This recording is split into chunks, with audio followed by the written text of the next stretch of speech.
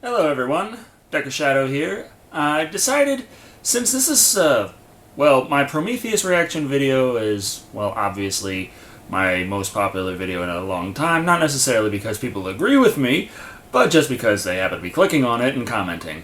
And since it's the first time in a long time I've had so many comments so fast, I decided to make a reaction to the reactions of my initial reaction. So this is the Prometheus reaction video, if that makes sense. Now, if you haven't seen Prometheus yet and you want to avoid spoilers, a lot of these comments do involve spoilers, so sorry about that. You might want to turn this off. But if you are interested in hearing my opinions about certain comments, then go ahead, continue. Alright, now, mainly this is all comments on YouTube, so I'll get the other comments out of the way. On Manic Expression, where I post a lot of my reviews, I posted all of my reviews, just some very basic things, only a couple of comments here.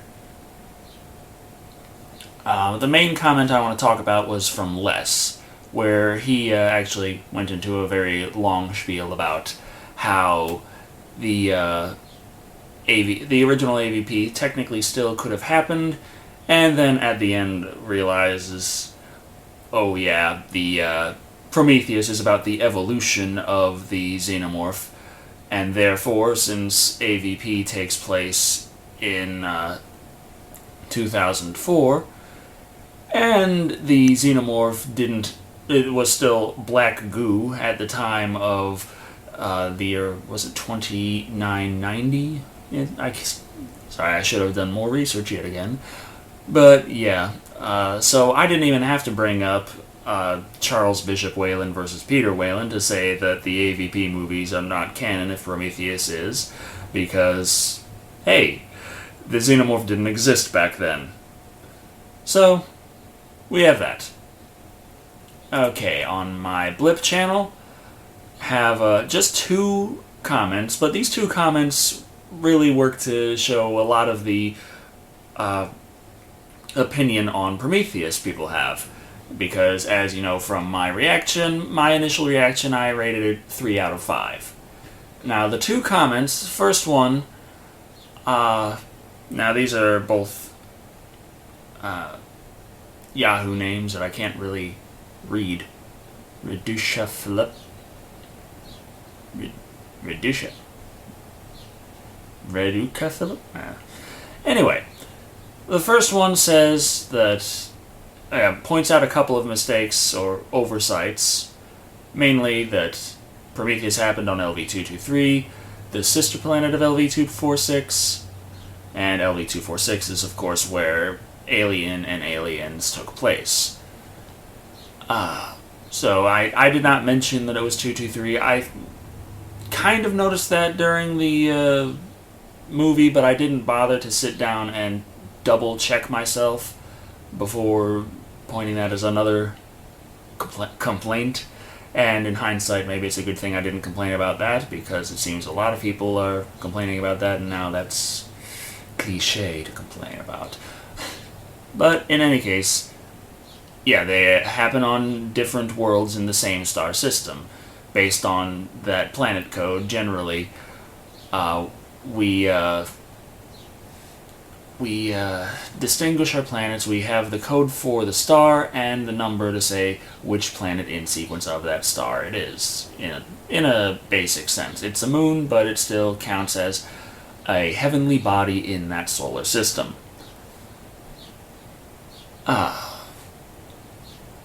The thing that doesn't make sense about his comment, though, to me, is he says that one of the reasons why they wanted to kill us all was simply because we got too advanced, and they figured, wipe us out before anything really comes of that.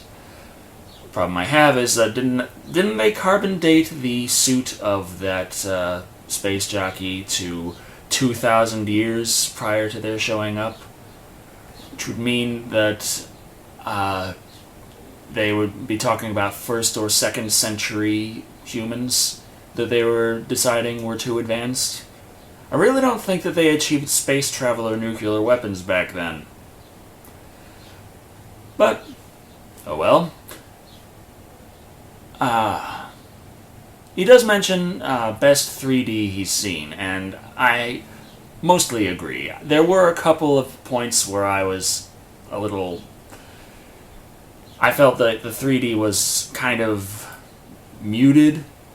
I saw it in 3D, and I really enjoyed the 3D for the most part. For a movie that had such a limited color palette, it didn't have all the bright colors of Avatar, and it didn't have as many things as you would see in 3D really good. See really well in 3D, that's better grammar. It didn't have so many things that really pop out in 3D, like foliage, like Avatar.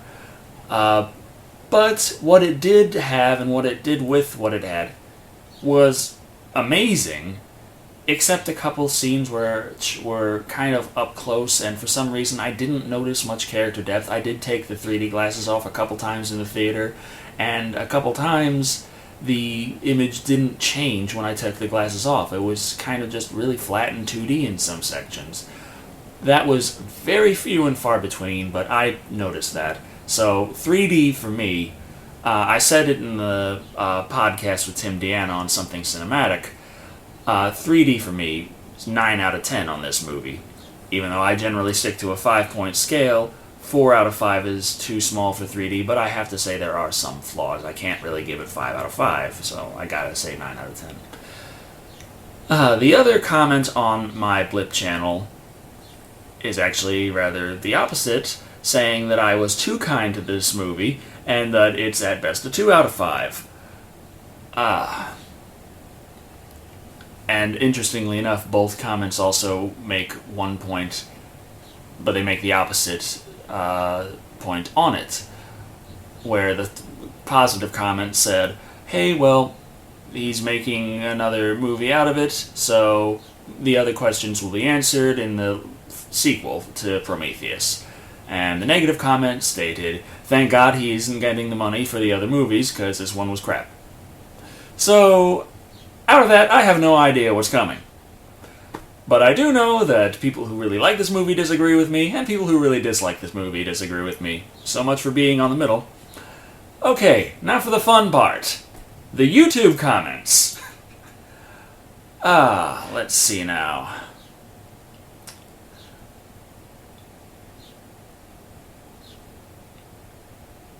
This kind of, by Chumpy, when I said that they don't address the question of why they want to kill us.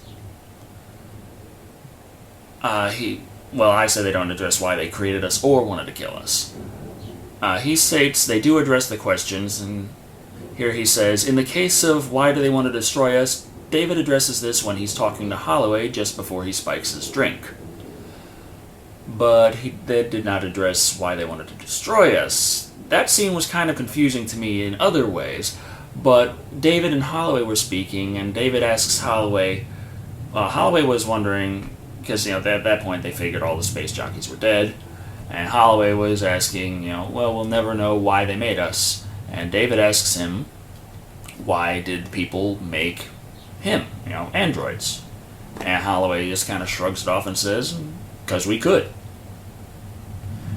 That's more of a guess, but that's a guess at why humans were created, not why the space jockeys wanted to destroy them. David further goes, how far would you go to get your answer? And Holloway says, as far as it takes, and so David takes that as, okay, I'm gonna put this stuff in your drink that's going to fucking kill you. And, based on David's motivations for Mr. Wayland and what Mr. Wayland was looking for, I don't see how biologically destroying people is going to help him reach immortality. Call me crazy, I just don't see the connection. But he does state, Alien had many unanswered questions too. What the hell is a space jockey? Where do the eggs come from? Etc. And yes, those were unanswered, but it was not nearly as overt in Alien simply because they never stood there and made the assertion that they were going to answer these questions. These things happened, they weren't really explained, but that wasn't really the focus of the film so much as dealing with the problem at hand. And from the earliest press releases on Prometheus, and from what Ridley Scott was saying in the commentaries, one would assume that Prometheus was the one that was going to answer those questions. But they still really didn't. Oops. Okay.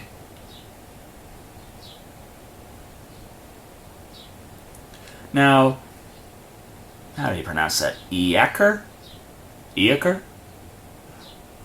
He made a good point here, where he says, why did they make us? Many people keep inferring that the engineers intended to make us, based upon the opening scene of the movie. Perhaps they never intended to seed Earth with their DNA at all. Remember, it was the scientists who coined the name engineers for the pilot species. To me, the opening scene looked as an act of ritual suicide for the pilot, and his DNA just happened to lead to our human evolution. Perhaps the engineers viewed humans as an abomination. That sort of makes sense, and it also fits with the timeline in which 2,000 years ago, that's when you have a lot of the stories of, the biblical accounts, and a lot of things coming together in terms of stories of divinity. The issue I have with this overall, even though I still tell him that's the best explanation I've heard so far, and thank you, and I do mean that, the issue I have, which Tim Deanna pointed out later, which I have to agree with him, this is the point he made really, and I agree with, is that that's not exactly what the movie told us. The movie told us nothing. The movie showed us a lot, but the movie really didn't explain that. That's kind of where Prometheus sits. It's an interesting movie to talk about, and you can get a lot of nice theories, but the explanations and theories you get are from other fans of the movie, other people who have watched it, not the film itself, and it's really hard to praise a film that doesn't answer its own questions. And after I learned that, hey, this movie was scripted by the same guys responsible for Lost, it wasn't really a surprise to me anymore, and still got lots of sound in the background. To me, that's a interesting point to make on Prometheus, is it is fucking sound. It's a jet going by. With Prometheus, it is something that doesn't explain itself completely, and Lost is also something that didn't explain itself completely, but Lost had a whole bunch of fans. It had a very large following, and everyone really enjoyed making their own theories about what was going on. I myself didn't particularly care for Lost, and that's probably why I didn't particularly care for the way the plot went in Prometheus. But if you are a fan of Lost, I'd say you'd get a lot more out of Prometheus than I did. Cool Phil 10 says, you can't review this movie directly after seeing this movie. You gotta think about it some hours or days. That's why I love this movie, waiting for a sequel or even a number 3. Well, while it's not really a review but a reaction video, and I did get some things wrong, with David, I'm going to say that later in response to another comment. My initial reaction to David really didn't make sense in context, because the time frame of the movie kind of works out, but I got really upset about David being so robotic, when David is the first android we've ever seen, timeline-wise, in the Alien franchise, so he should be a little more robotic than the rest of them, which he was. My mistake. But that was my initial reaction, and it's out there, and I can't deny it, because everyone's seen it, or at least at this point, about 1,500 people have seen it. I'm sure none of them would hold it from me if I suddenly took it down, or maybe just a dozen of them would. And I could deny it, but why? That was my initial reaction. It's there for all to see. I can just leave it there, be able to tell what I thought, what mistakes I made, and work from there and try and think better about my reactions later in certain aspects. Yeah, damn, people have a lot of noisy cars in this city. So, yeah, it's not a full-on review, really, but I have the word review in the title because I was kind of sure that that's more of what people would be looking for instead of reaction. And I wanted people to be able to find this video and see it.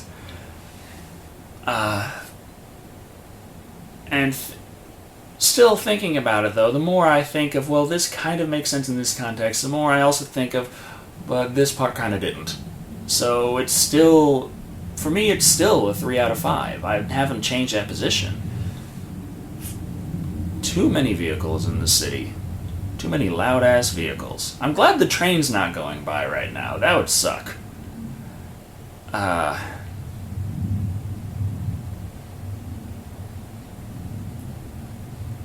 Okay. Ashton Coolman says, how can you say, only one actor was fleshed out? I believe this is a slip of the keyboard on his part, but I didn't say one actor was fleshed out, I said one character. I said that the actors were, the portrayals of the characters were very good, but the characters themselves were shallow except for one. And he says, David Mitchell Fassbender's character was frickin' amazing. I also must disagree. Mitchell Fassbender's performance was amazing. David, character-wise, was the robot, and that was about as deep as it was. He did an amazing job portraying that, and it was enjoyable. It was probably the best performance in the film. Right, you had David Fassbender as David. Michael Fassbender as David. Blah, blah, blah. I speak words good sometimes. Michael Fassbender as David, and he did a really good job with the character, even though the character itself was kind of shallow. You had Elizabeth, the main female lead, and her character was the most fleshed out, and her performance was the second best, right behind Michael Fassbender. And all the rest of the actors did very good with their characters, even though their characters were relatively shallow. The captain, for instance, his character is practically non-existent, but his performance was highly memorable. So you've got that point where it's still kind of coming out to a 3 for me, where I recognize some parts were really good, but at the same time I'm looking at other aspects and realizing that they weren't really as fleshed out as they could have been. Now, he also goes on to muse on the way it depicts where aliens come from, and also muse that humans were probably an early attempt at making weapons of mass destruction, and a successful one. Which, again, this was not really elaborated on the movie, but it's an interesting theory by Ashton Coolman.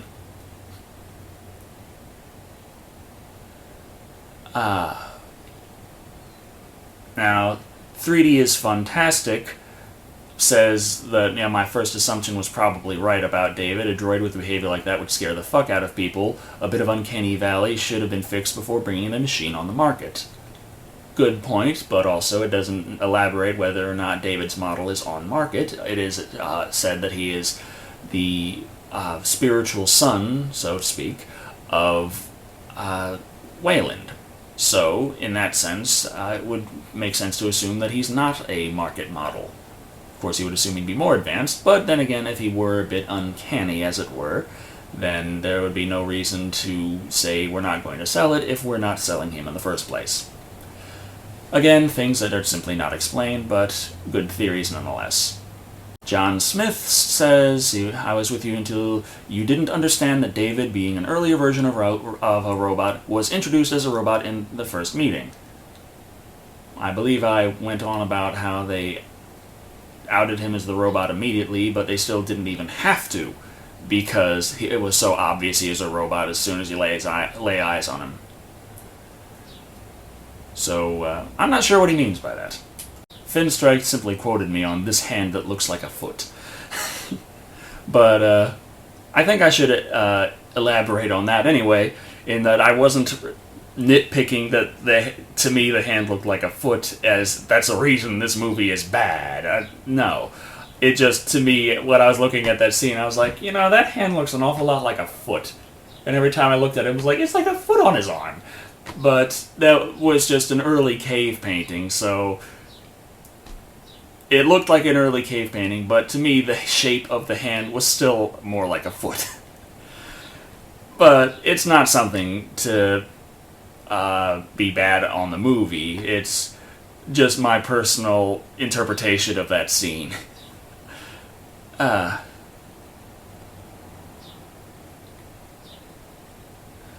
Here's a good one from FDR 100.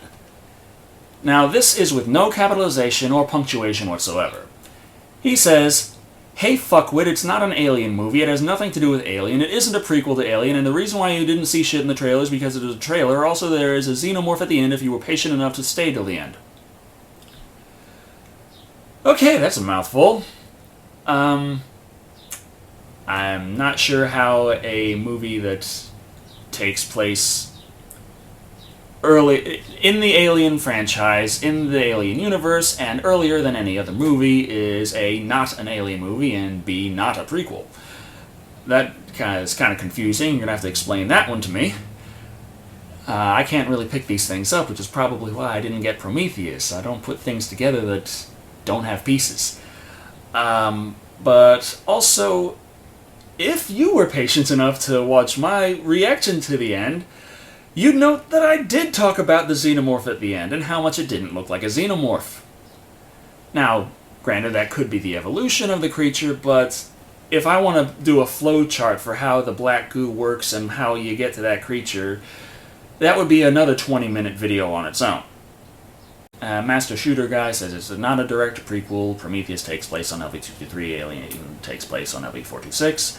Yes, but still, the way the ship crashes and sets up just like the one that we saw in LV-426,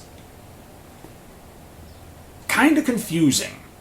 And that's what makes you sit there and wonder, was it intentional that it's LV-223 and not 426? Or did they forget the number attached to it and just write something in, and they actually intended it to be the same planet?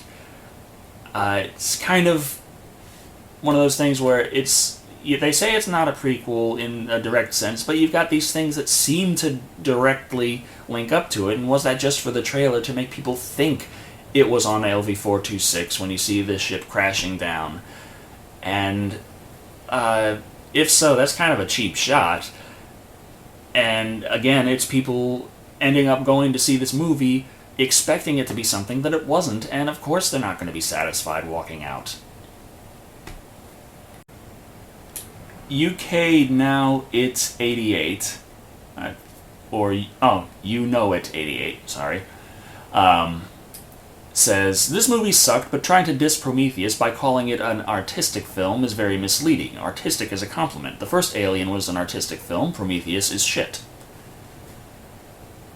I know artistic is a compliment, and I do believe Prometheus was very artistic, or at least it attempted to be artistic, and in the terms of how artistic it attempted to be, it aspired to be greater than Alien.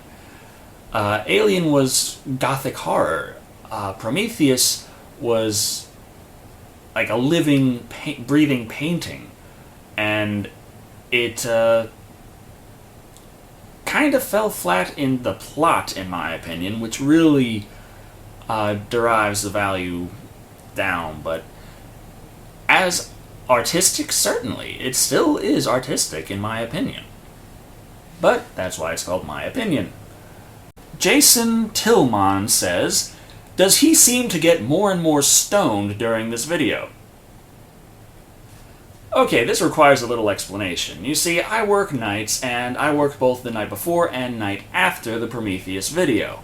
Now, even if I only worked the night before, you still would understand that I was working on being awake for about 20 hours and having previously only had 3 hours of sleep. I'd been avoiding caffeine for a while, but that's what I relied on to get me through that day, since I absolutely had to see Prometheus and give my proper reaction. So I had some Dr. Pepper, went to the theater, came back, had more Dr. Pepper, and sat down and made the video, and in the meantime, that caffeine's wearing off, and I'm probably getting more groggy. So that is most likely why I appeared more stoned. As it stands, I have absolutely never partaken in any recreational drugs. Sorry to disappoint.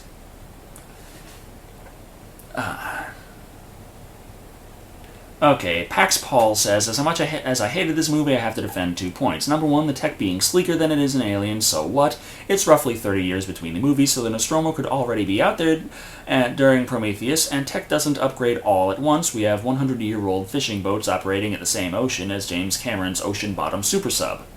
Very good point. Number 2, DNA. We have 7-foot people, 4-foot people, black, white, all with the same DNA. I believe he means the same genome. As, you know, well, it's semantics, really, at this point, if I want to say, well, there's this gene for that, this gene for this, and I might have got it wrong by saying genome instead of DNA, so bad on me.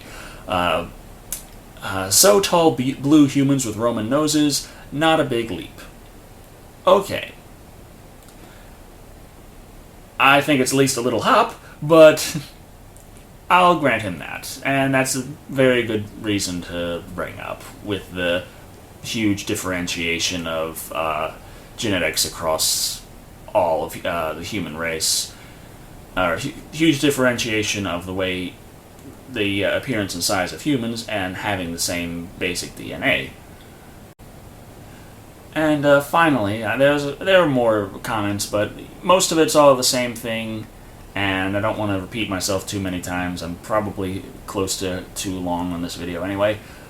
Finally, Nito Player, is that Nito? Yeah, Nito, says, I think I'm going crazy. When I turn the volume up, I hear the Quake Overworld map's usage of water areas. The whoosh whoosh whoosh, glug glug glug, slosh whoosh whoosh, etc. Is your AC making my mind bend in awful ways, or are you actually playing this in low volumes in your video? Third option, crazy. Now, my AC is off, my overhead fan is off, my little fan is off, my other AC is off. I do this because my camera picks up background noise quite often, which is why you hear the cars and jets going by, which annoys the hell out of me. Now, so I have all of my AC off. I am not adding any extra audio to these videos. I'm trying to make them as quickly as possible to get them out. So, except for my reviews, which I spend a week on each, or, well, if I have a full amount of free time, it takes me 3 or 4 days to put it together. Now, aside from that, most of these quick videos like this are called quick videos for a reason. I don't put too much effort into adding extra stuff to them. Therefore, I am not adding any extra audio for, well, shits and giggles. So that leaves the third option. Thank you all for watching. I'm very pleased to have had such a reaction to the Prometheus reaction, even though most of it wasn't, well, okay, I got more thumbs up, but most of the comments were negative. Now, because of the success I've had with the Prometheus reaction, not only in view count, but an increase of subscribers, that tells me it's a good idea to have reaction videos to newer movies, so I intend to actually continue that. Got a little list here I wrote down quickly of other movies I intend to check out, and if I get the chance next week, I'd really like to give a reaction to Abraham Lincoln Vampire Hunter. That looks like an interesting one. Or at least it'll be something that I can say, I saw it. And, yeah, I'm on Tim Deanna's Something Cinematic about Prometheus. I'll have the link below for you to check that out. And, coming up this summer, I'm going to have a long series of reviews for the entire Planet of the Apes series. So, I hope you at least somewhat enjoy that. I'll probably mix it up a bit in the middle with something to break up the monotony. And I'm still going to have, or I'm going to try to have, the reaction video, so it's not just going to be nothing but Planet of the Apes the entire time. So, yeah, really happy to have dealt with all of these comments, and very happy to, I'm not very happy to have all those damn cars going around.